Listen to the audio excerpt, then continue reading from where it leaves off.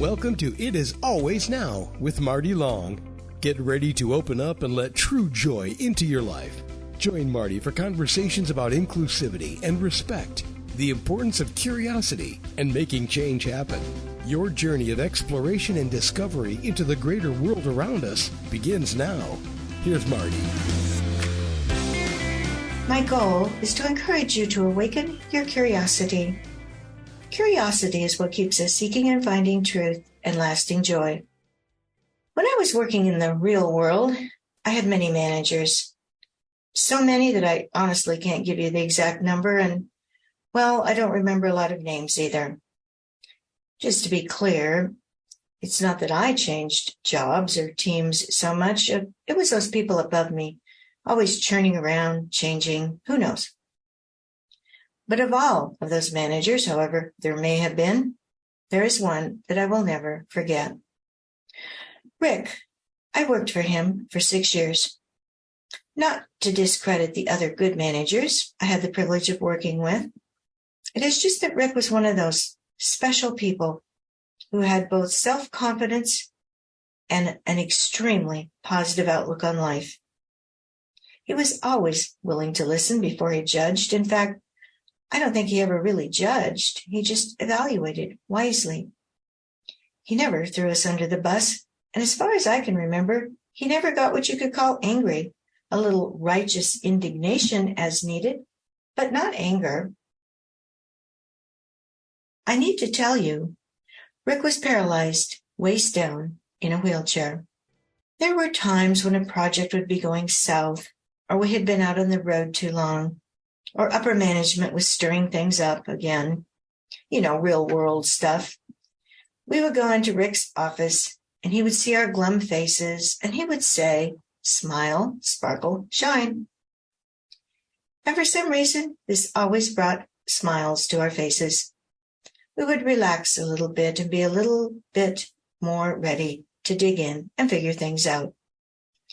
You can't figure much out when you have a negative attitude.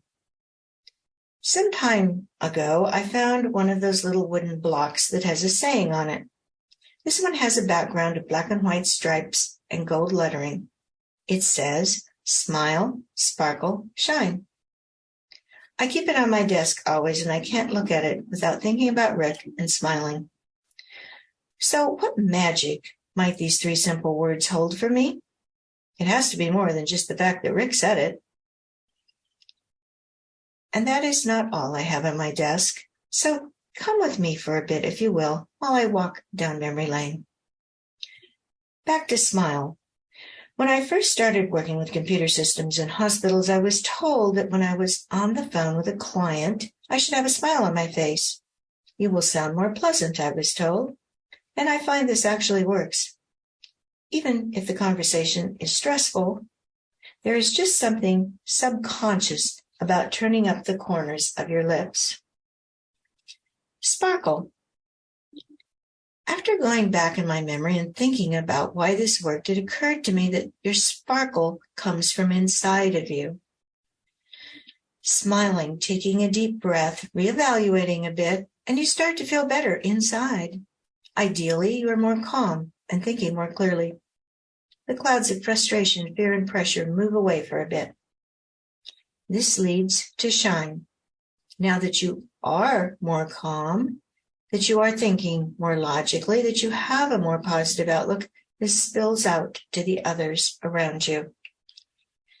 If it all sounds too simple, well, it really is quite simple. It may take a bit of time to get to the shine part, but practice makes perfect.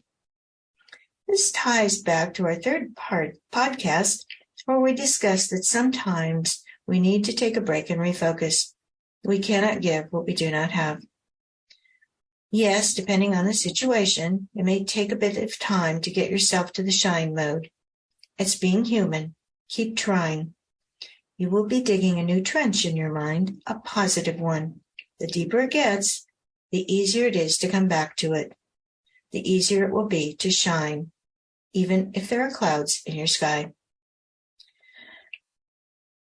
I realize that we sometimes learn the most important life lessons in the most unexpected ways.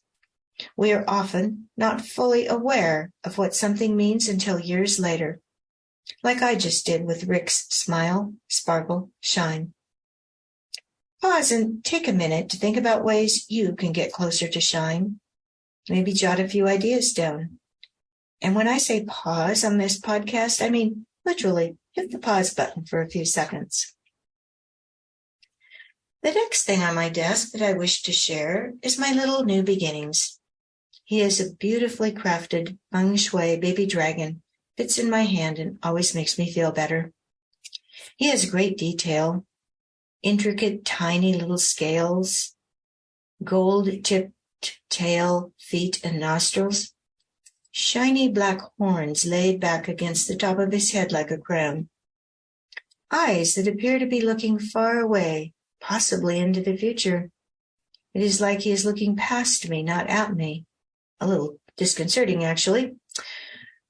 For years, I have had a little book, Feng Shui, Do's and Taboos, by Angie May Wong.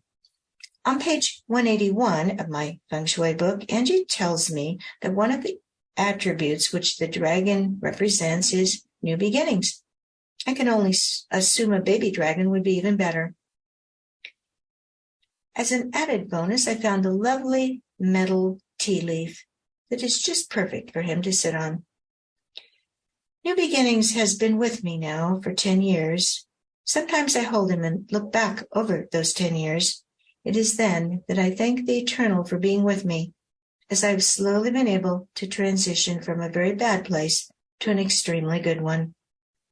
Circumstances first prompted and then slowly allowed me to reinvent myself.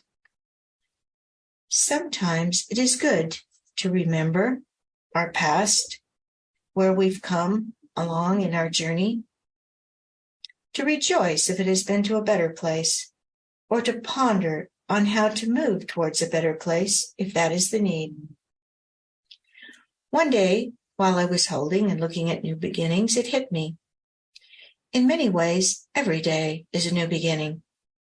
Of course, I had heard that before, but somehow it had never quite sunk in. This time it became real for me. It became mine. I like that. It takes some of the pressure off, you know what I mean? There's no hurry for me to get wherever it is I think I'm going. Just take it one day at a time. It's very easy to forget, so it's good to have something to remind me. Now, hit that pause button for a few seconds and think about times when you have had to reinvent yourself or learn a new life lesson, possibly the hard way. Thank the Eternal for always being there for you, whether you knew it or not. And of course, I have pictures of myself and my husband on my desk, 2 to be exact. First, our wedding, now 7 years ago, and a picture of some of our travels to meet family members. As I mentioned in an earlier podcast, I found him online. Not long ago, suddenly, it occurred to me, after all this time, that it could have been a huge disaster. But instead, it has been a warm and healing journey for both of us, and I frequently thank the Eternal for this. When I worked, I traveled a lot. I sat by some interesting people. Some clearly desired to be left alone, and I respected that. Others wanted or needed to talk. I generally listened. One day I was by an older woman who wanted to talk.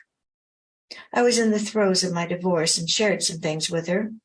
After all, it's pretty safe to share with someone you'll never see again. And perhaps there should be a book, The Things I Learned from People I Talked to on an Airplane. But I'll leave someone else to do that. Anyway, this lady, I don't remember her name, so I'll call her Cindy for short. Cindy told me she had also been through a very bad divorce and was now married to the most wonderful man. She assured me that I would find that someday too. You know, of course, and I knew this was no more than a wish, a way to console me. For sure, it was not a certainty. And yet, I felt a ray of hope. Hope is a wonderful thing. I doubt we could get through this life without some of that hope. I also believe that when we find something good, we need to pass it on. I do try to hand out a ray of hope whenever I can. Pause and think of the last time you received or gave a ray of hope, or perhaps think about someone who could use a ray of hope right now. I'm going to end with a few of my favorite quotes from my go-to book. By the way, if you do not have a go-to book, I urge you to get one. Something you can pick up quickly and open and find a little piece of positive energy. Mine is 100 Ways to Keep Your Soul Alive by Frederick and Marianne Bressot. I'm going to read 3 selections, and I'm not going to make any comments. I want to give you a chance to make them your own. And so you know, instead of page numbers, they number each of their 100 quotes. Hit that pause button anytime you want to reflect for a bit on something of these. Number 85, Enjoy Moments of Happiness, from Mary Sarton in Endgame.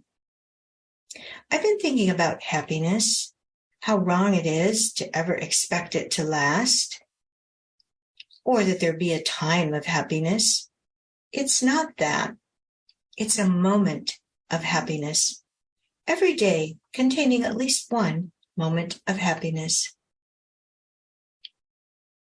Next, number 15, Be Spiritually Inebriated, from John Rousseau in Common Experiences.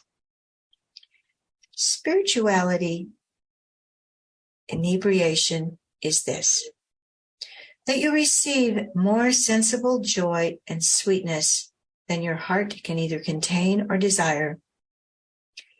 It makes some sing and praise the eternal because of their fullness of joy, and some weep with great tears because of their sweetness of heart. It makes some restless in all of their limbs so that they must jump and dance, and so excites another that they must clap their hands.